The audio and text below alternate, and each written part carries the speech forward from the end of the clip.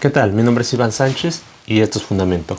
En esta ocasión estaremos hablando de un tema muy importante, la Pascua judía, y cuál es su relación con la obra de Jesús en la cruz. Y entenderemos el significado que hay detrás de la Santa Cena. Así que este será un capítulo dividido en dos partes, así que acompáñame.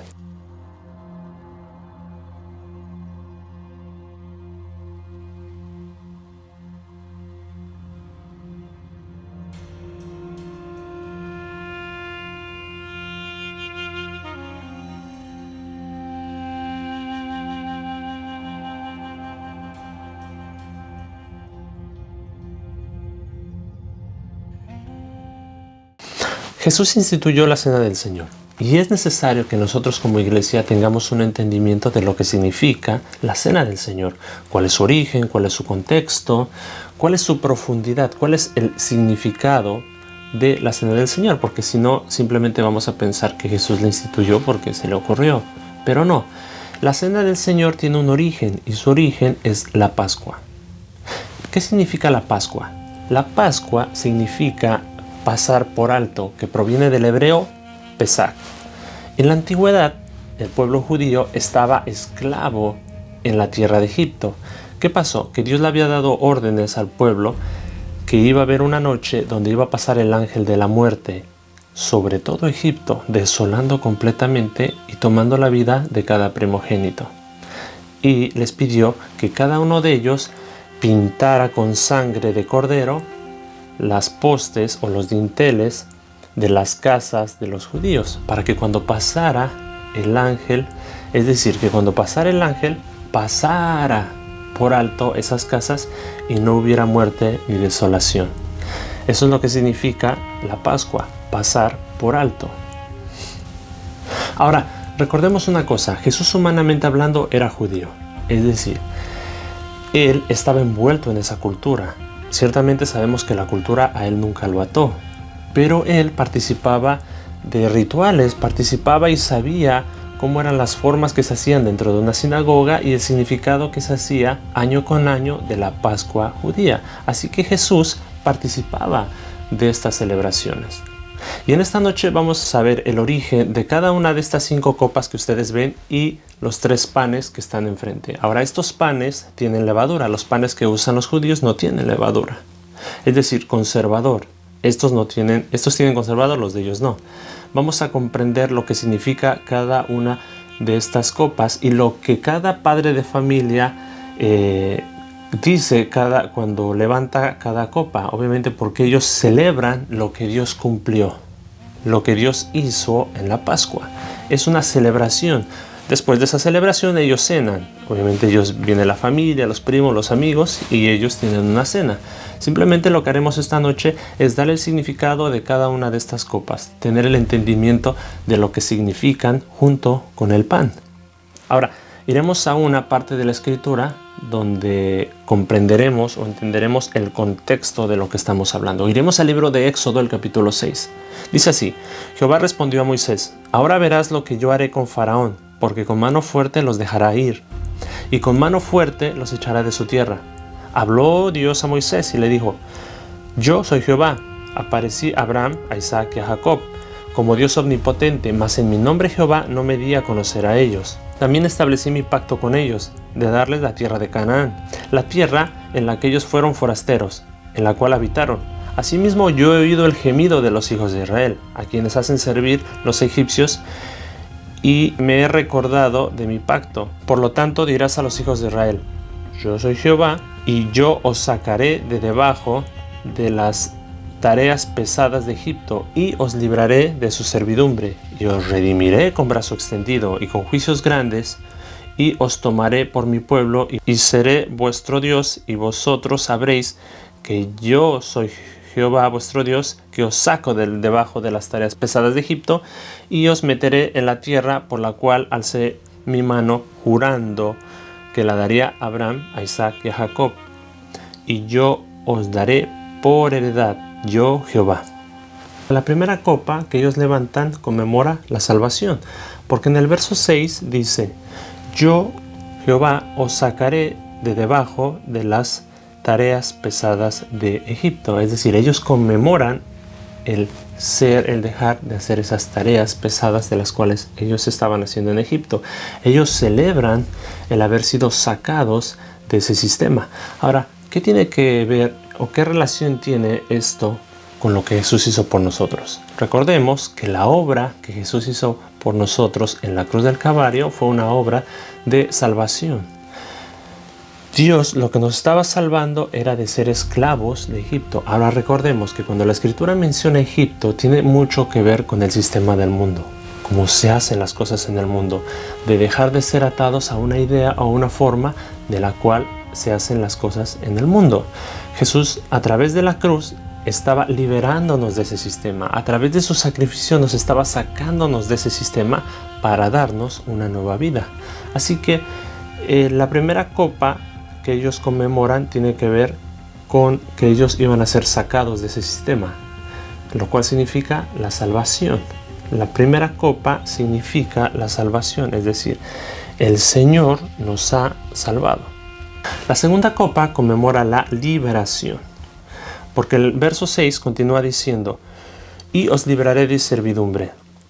Ahora, es necesario entender que ellos están conmemorando el ser libres y dejar de ser esclavos de Egipto, de esas tareas pesadas de las cuales ellos estaban acostumbrados.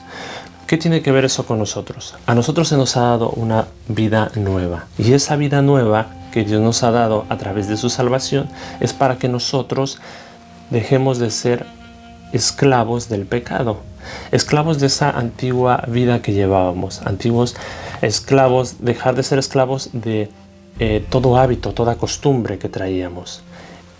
Esa salvación no solo nos ha liberado de un sistema, sino que también nos ha dado una clase de vida para dejar de ser esclavos de ese sistema, esclavos del pecado, esclavos de aquello que nos dominaba. Esta nueva vida rompe completamente esa esclavitud que teníamos. Y la tercera copa tiene que ver con la redención. Cuando los judíos levantan esta copa, lo que ellos celebran es el haber sido redimidos. ¿Qué significa redimidos? Redimidos significa comprar. Cuando ellos conmemoran o levantan esta copa, ellos celebran lo que viene diciendo el verso 6: y os redimiré con brazo extendido y con juicios grandes. Es decir, Dios con gran poder iba a demostrar que ellos iban a ser libres con esos juicios que nosotros leemos, que fueron las 10 plagas con las cuales Dios desoló completamente Egipto. Redimir tiene que ver con comprar. Ahora, ¿qué fue lo que el Señor hizo en la cruz? Fue un acto de redención. Es decir, Él nos compró con un gran precio. ¿Y con qué precio nos compró? Con el precio de sangre. Porque Él fue clavado en la cruz. Y aquí es donde está una similitud increíble, porque dice que Él los redimirá con brazo extendido. ¿Y de qué forma murió Jesús en la cruz? Con brazo extendido.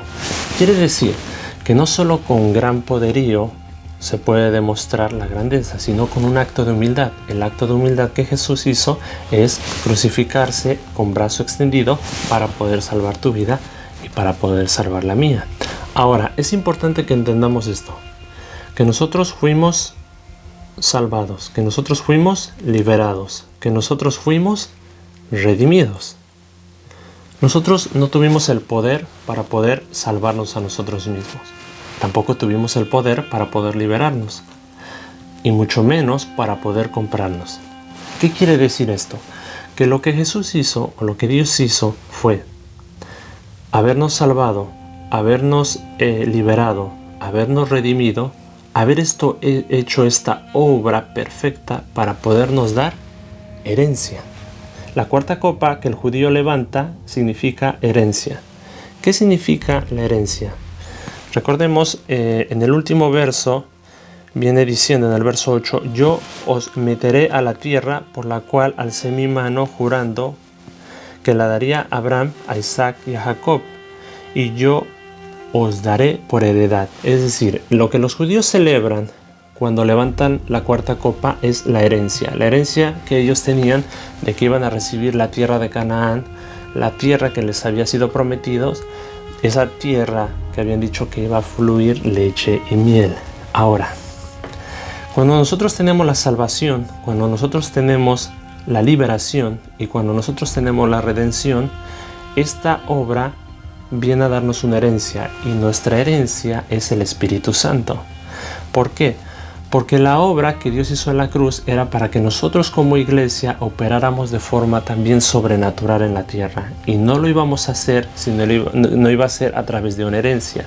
¿Cuál herencia? El Espíritu Santo, los dones espirituales, los dones ministeriales, es decir, todo lo que ocurre en la iglesia es de manera sobrenatural, y su obra perfecta no podría estar completa si no tendríamos una herencia. Así que recordemos, tenemos la salvación, tenemos la liberación, tenemos la redención y también tenemos la herencia. Ahora, muchos estarán preguntando, ¿y qué pasa con la quinta copa? La quinta copa ellos no la levantan. ¿Por qué no la levantan? Porque ellos nunca creyeron que Jesús era el Mesías, debido a su endurecimiento. Esta copa ellos la están esperando para Elías, o sea, el precursor del Mesías. Esta copa ellos se la entregarán al falso Mesías. Porque lo que ellos nunca comprendieron era que Dios iba a hacer algo completamente nuevo, algo distinto a lo que ellos esperaban. Ellos esperaban a un Mesías terrenal, a un Mesías político, alguien que los viniera a librar de todos los problemas terrenales. Pero también comprendamos algo, la importancia de orar por la paz de Israel. Porque debido al endurecimiento que tuvo el pueblo de Israel, es que tú y yo como gentiles, es que no teníamos nosotros acceso a las promesas de Dios. Gentiles es que no pertenecíamos al pueblo de Dios. Entonces, nosotros tenemos que entender que debido a ese endurecimiento tuvimos ahora acceso. Y se va a cumplir un ciclo donde los gentiles hayan entrado a la plenitud de la salvación para que se abra la puerta hacia los judíos. Y es justo que ellos en un momento tengan que ser salvos. Debido a ese bendito endurecimiento,